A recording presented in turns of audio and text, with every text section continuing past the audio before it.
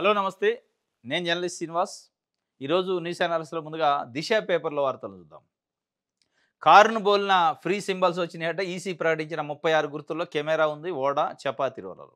ఇప్పటికే అభ్యంతరం తెలిపిన బీఆర్ఎస్ పరిగణలోకి తీసుకొని ఎన్నికల సంఘం. ఎంపీటీసీ, జడ్పీటీసీ ఎన్నికల్లో పోటీ చేసే జాబితాలో 11 పార్టీలు. మరో 68 రిజిస్టర్ పార్టీలు సైతం జాబితాను ప్రకటించిన రాష్ట్ర ఎన్నికల సంఘం. ఇది కారుకు సంకటమైంది ఈ సింబల్స్ గొడవ. 2018 ఎన్నికల్లో, 2023 ఎన్నికల్లో కూడా ఈ సింబల్స్‌తోని కారు పార్టీ కొన్ని సీట్లు కోల్పోయింది. కారును పోలి ఉంటాయి. ఇదేది రోటీ చపాతీ రోటీ చేసే అది. తర్వాత ఓడ, కెమెరా కొన్నున్నాయి. ఇస్త్రీ పెట్టెల ఇట్లాంటివి. కారుని చూసినా, అది చూసినా ఒకటే ఉంటది. అంటే మనం ఇక్కడ ఈడ చూసేదానికంటే కూడా ఈవీఎం మిషన్‌లో చూసినప్పుడు ఆల్ ఆఫ్ సడెన్ కార్ లెక్క కనిపిస్తది. ఈవీఎం మిషన్‌లు ఇంక చిన్నగుంటాయి. ఆడ కనిపిస్తదే కారే అనిపిస్తది. అట్లా ఫలితాలు తారుమారయ్యి, వాళ్ళ రాజకీయ జీవితం తారుమారైంది చాలామంది నాయకులది. దీనిపైన బీఆర్ఎస్ పార్టీ ఆల్రెడీ ఎన్నికల సంఘానికి లెటర్ ఇచ్చింది. ఇగో ఈ సింబల్స్ వల్ల మాకు రాజకీయ పార్టీగా మా సింబల్‌కి అడ్డం వస్తుంది. నష్టపోతున్నాం, తొలగించండి అని. కానీ పట్టించుకోలే. మరి దీని వెనక ఏమైనా స్కెచ్ ఉందా? కావాలని చేశారా? లేదంటే ఎందుకంటే ఒక రాజకీయ పార్టీ అబ్జెక్షన్ చెప్పినప్పుడు తొలగించాలి వాస్తవంగా. ఎందుకంటే ప్రజా తీర్పు పైన ఎఫెక్ట్ పడుతుంది. ప్రజలు కారు అనుకోని ఈ ఇస్త్రీ పెట్టెకో, లేకపోతే కెమెరాకో, లేకపోతే ఓడకో, రోడ్ రోలర్‌కో, రోటీ చపాతీ రోటీ దానికో ఏస్తే అంటే తీర్పు తారుమారైద్ది. అట్లాంటి తీర్పు తారుమారు గాకుండా ఉండటానికే గదా ఎన్నికల కమిషన్ ఉంది. ఎన్నికల కమిషన్ ప్రజా తీర్పుని స్పష్టంగా బయటపెట్టడం కోసం కమిషన్ ఉంది ఎన్నికలు నిర్వహించడానికి. మరి అబ్జెక్షన్ చెప్పినప్పుడు కనీసం తొలగించాలా? తొలగించలే. పరిగణలోకి తీసుకోలే. రాబోయే జడ్పీటీసీ, ఎంపీటీసీ ఎన్నికలు, మున్సిపల్ కార్పొరేషన్‌కి సంబంధించి, మున్సిపల్ చైర్మన్‌లకు సంబంధించి ఎన్నికలుంటే దాంట్లో బీ ఫార్మ్స్ ఉంటాయి. పొలిటికల్ పార్టీ సింబల్స్ వస్తాయి. సర్పంచులకి రావు గానీ. ఇది బీఆర్ఎస్ పార్టీ ఇప్పటికే కొనారెళ్తుంది. 2023 ఎన్నికల్లో ఓడిపోయింది. అంతర్గత కుమ్ములాటలు, కవిత ఎపిసోడ్ ఇయన్నీ నడుతున్నాయి. ఇది ఒక బండ పడ్డది. ఇప్పుడు బీఆర్ఎస్ పైన ఒక గుదిబండగా మారింది. గుర్తుల గుదిబండ స్టార్ట్ అయింది బీఆర్ఎస్‌కి. ఈ సింబల్స్‌తోని ఇబ్బందికరమైన పరిస్థితి ఉండే అవకాశం ఉంది. పట్టించుకోలేదట. మరి ఇప్పుడు ఏం చేస్తదో కోర్టుకేమన్నా పోద్దా బీఆర్ఎస్ పార్టీ చూడాల. ఇది ఒక వార్త అయితే రైట్. కొడకా జాగ్రత్త, కడుపులో కత్తులు పెట్టుకొని కౌగిలించుకోను, నాపై సోషల్ మీడియాలో కుట్రలు చేస్తున్నారు. సర్పంచ్ ఎన్నికల్లో మా వాళ్ళే పోటీ. నేను రాకముందు హుజురాబాద్‌లో బీజేపీ క్యాడర్ లేదు. ఎంపీ ఈటెల రాజేందర్ సంచలన వ్యాఖ్యలు చేసిండు. నిన్న మల్కాజ్గిరి ఎంపీ, బీజేపీ పార్టీ నాయకుడు ఈటెల రాజేందరు షామీర్పేటలో ఆయన ఇంట్లో హుజురాబాద్‌కు సంబంధించిన బీజేపీ కార్యకర్తలు, నాయకులతోని మీటింగ్ పెట్టిండు. అక్కడి నుంచి పెద్ద ఎత్తున వచ్చారు. వచ్చి బీజేపీ పార్టీలో మాకు ప్రాధాన్యత తగ్గుతుంది. అంటే ఎవరైతే ఈటెల రాజేందర్ మనుషులు అనే పేరు పడ్డ వాళ్ళకి ప్రాధాన్యత తగ్గించి పక్కన పెడతాండ్రు. మీరు మమ్మల్ని ఆదుకోవాలి అని చెప్పి వాళ్ళొచ్చారు. ఎందుకంటే ఒక రకమైన పరిస్థితి ఏర్పడ్డది. ఈటెల రాజేందర్ బీజేపీ ఎంపీయే. కానీ ఎక్కడ మల్కాజ్గిరిలో ఎంపీ. కానీ ఈటెల రాజేందర్ రాజకీయ జీవితం అంతా ఎక్కడ ముడిపడి ఉంది? హుజురాబాద్‌లో ముడిపడి ఉంది.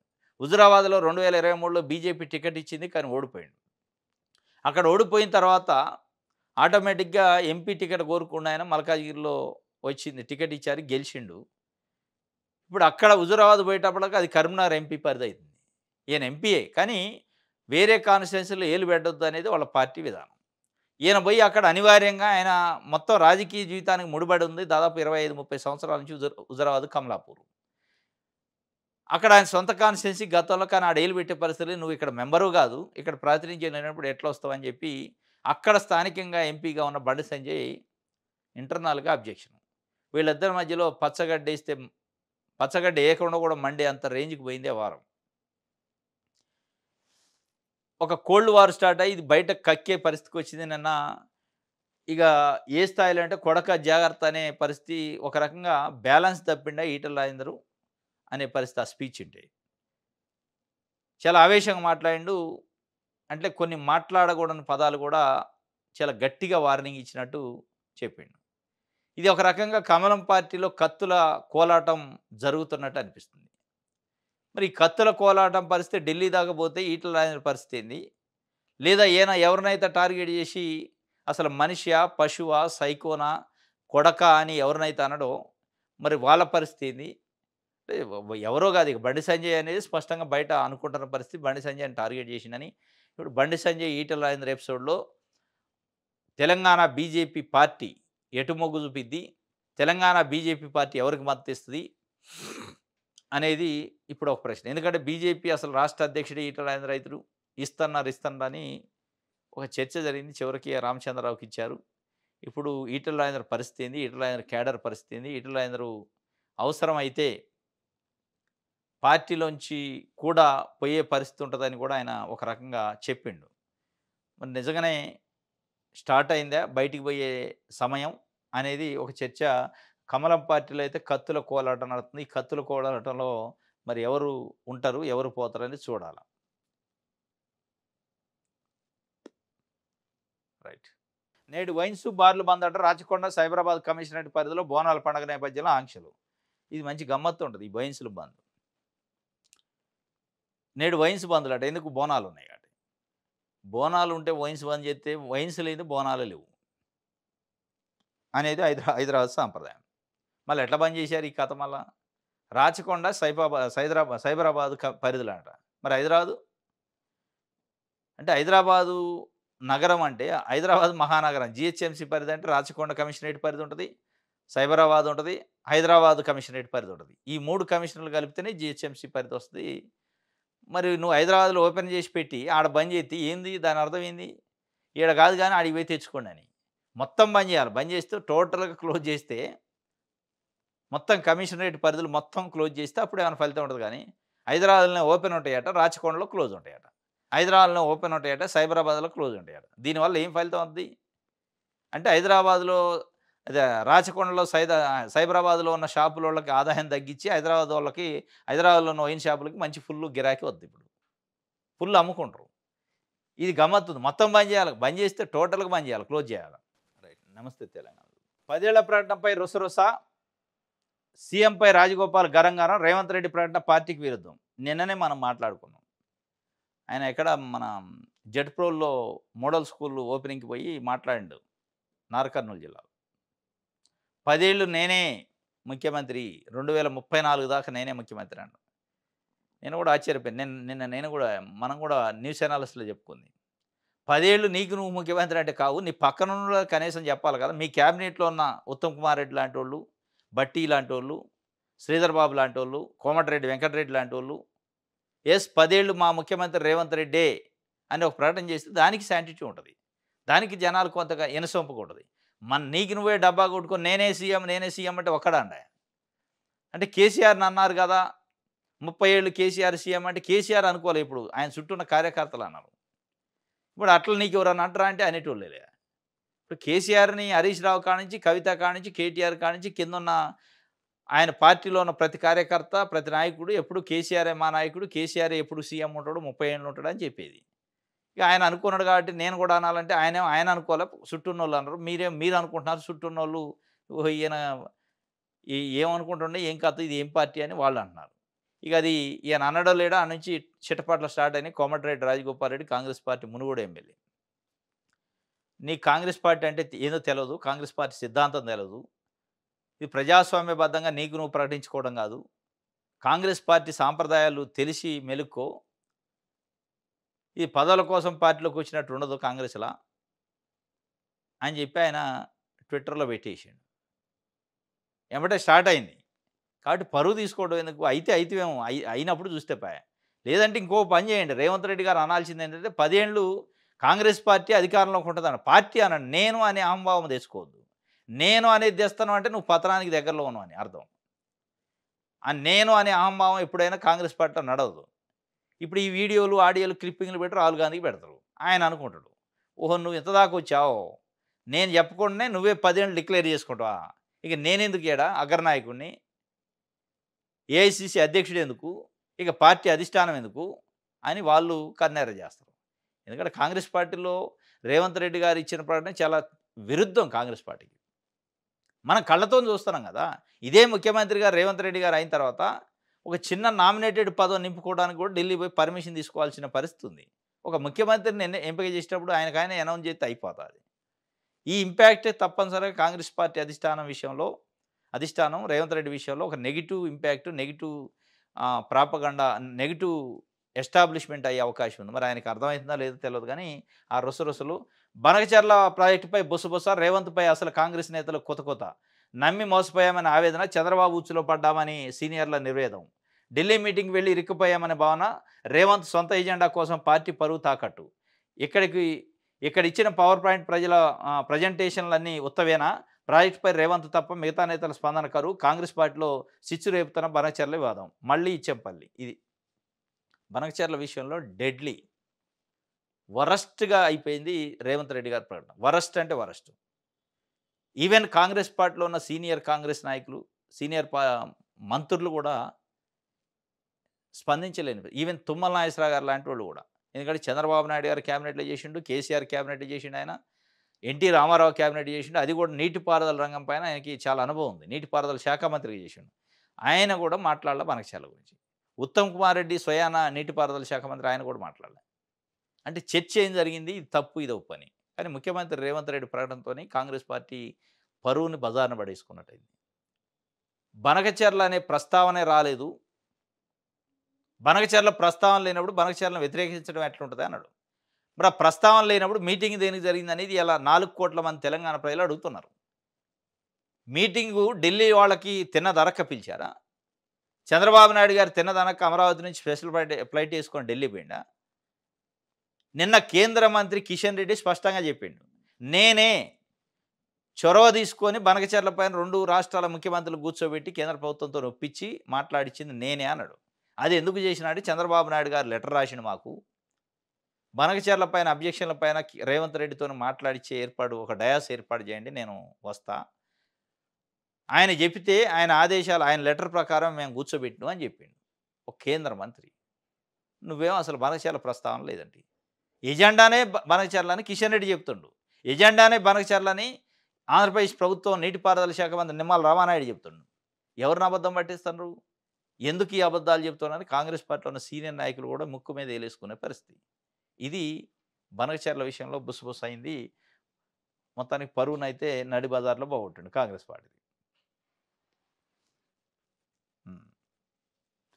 కొడక బీ కేర్ఫుల్ అంటుండే ఈటెల రాజేంద్ర. ఆ కొడుకోరో సైకో ఎవడో శాడిస్టోడో వాడు మనిషా కాదా పశువా, నాపై పని కట్టుకొని దుష్ప్రచారం చేస్తాడని. అంటే కొడక అనే పరిస్థితి వచ్చింది బయటికి ప్రెస్లోనే, అంటే ఇక లోపటి గల్లాలు పట్టుకునే పరిస్థితి ఉన్నా ఆశ్చర్యం లేదు. ఇది నమస్తే తెలంగాణ. ఆంధ్రజ్యోతి చూద్దాం.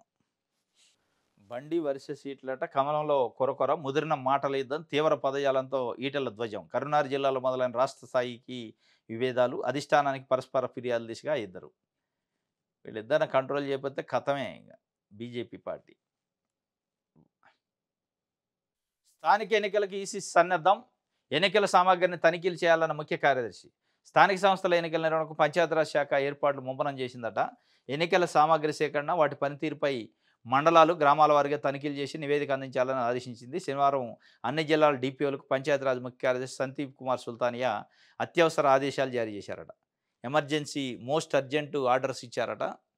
మొత్తం రెడీగా ఉండండి ఎన్నికలకి, ఎందుకంటే ఆర్డినెన్స్ మీద గవర్నర్ ఇట్లా సంతకం పెట్టిండో లేదో, ఇమీడియట్లీ నోటిఫికేషన్ ఇద్దాం, రిజర్వేషన్లు ప్రకటిద్దాం, ఎన్నికలకు పోదాం, కోర్టులలోకి పోయి పిటిషన్లు వేసి అడ్డుకోకుండా అనే ఒక ఈ చేజింగ్ నడుస్తుంది. స్థానిక సంస్థల ఎన్నికల గురించి చేజింగ్లు ఎట్లయితే అవుతున్నాయో ఆ చేజింగ్ లెక్క అవుతుంది. ఈ చేజింగ్లో నిజంగానే బీసీలకు ఫలితాలు ఉంటాయా, చేదు అనుభవాలు ఎదురైతాయా మనం చూడాలి. ఇది మొత్తానికైతే స్థానిక ఎన్నికలకు సిద్ధంగా ఉండండి అని కింది స్థాయి నుంచి అలర్ట్ చేస్తుంది ప్రభుత్వం అయితే ఆఫీసర్లని. మరి నిజంగానే వీళ్ళు అంటున్న అలర్ట్ ఎంతవరకు పనికి వస్తుంది అనేది ఇక చూడాలి మనం. రైట్, మన తెలంగాణ. సిపిఐ నేత హత్య కేసులో నిందితులు అరెస్ట్ అయ్యారట. ఆర్థిక లావాదేవీలు, వ్యక్తిగత కక్షతోనే హత్య, 5గురు అరెస్టు, పరారీలో 2 నిందితులు.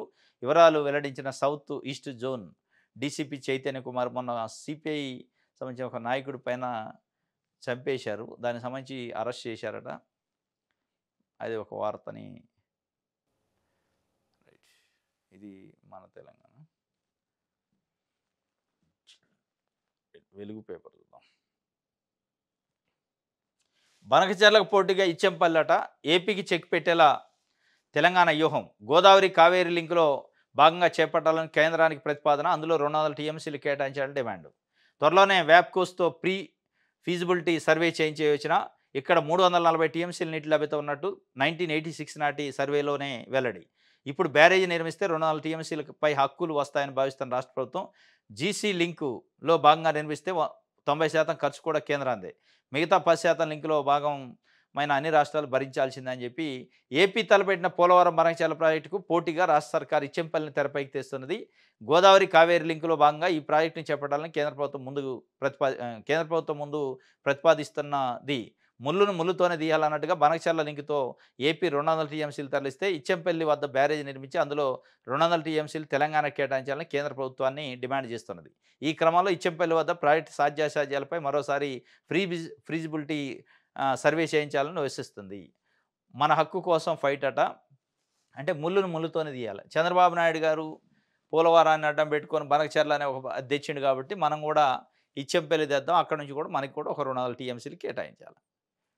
ఆగితేనే 2 ఆగుతాయి, అయితేనే 2 అవుతాయి. అప్పుడు బ్యాలెన్స్ చేసినట్టు అయితే అని అనుకుంటున్నారు కానీ ఏ మేరకు అది నడుస్తుంది అనేది చూడాలి. అంత ఈజీగా చంద్రబాబు నాయుడు ఇంకోటి సిగాచి ఫ్యాక్టరీ మేనేజ్మెంట్ నిర్లక్ష్యంతోనే ప్రమాదం. ప్రభుత్వానికి ఉన్నతాధికారుల కమిటీ రిపోర్టు. పరిశ్రమ నిర్వహణ భద్రతా ప్రమాణాల్లో యాజమాన్యం ఫెయిల్ అయింది.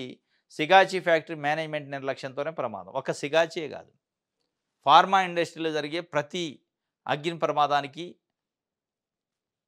ప్రాణాలు పోవటానికి, ఉద్యోగుల ప్రాణాలు గాలిలో కలిసిపోవటానికి కారణం ఆ యాజమాన్యం నిర్లక్ష్యమే కారణం. దాంట్లో డౌటే ఉండదు.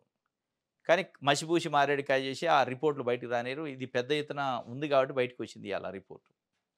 మరి ఏం చేస్తారు సిగాచికి అంటే ఏం చేయరు, ఏముండదు. వాళ్ళు చనిపోయిన వాళ్ళకి ఒక్కొక్కళ్ళకి ₹1,00,00,000 అని అనౌన్స్ చేసిన ముఖ్యమంత్రి. అది కూడా ఫ్యాక్టరీ యాజమాన్యం ఇస్తుందని. అయ్యండి అయిపోద్ది, ప్రాణాలకి లెక్క కట్టి విలువ కట్టండి, అయిపోద్ది, డబ్బులతోని ప్రాణాలకి క్యాల్కులేషన్ ఇస్తే అయిపోద్దని ముఖ్యమంత్రి స్వయంగా చెప్పారు. ఇంకేముంటుంది వాళ్ళ పైన చర్య? ఏముండదు. కానీ సిగాచి పైన ఏం చర్య ఉంటుందో పక్కన పెడితే, ఇట్లాంటి భవిష్యత్తులో జరగకుండా ఉండాలంటే కఠినమైన చర్యలు ఉండాలి, కఠినంగా ఉండాలి. ఉంటారా? ఉండరు.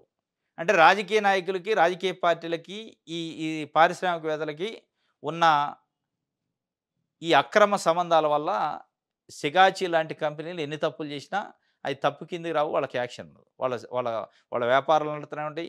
ప్రజల రక్తాన్ని తాగుతూనే ఉంటారు. వాళ్ళు ప్రజల ప్రాణాలు తీస్తూనే ఉంటారు. ఏమి చర్యలు ఉండవు.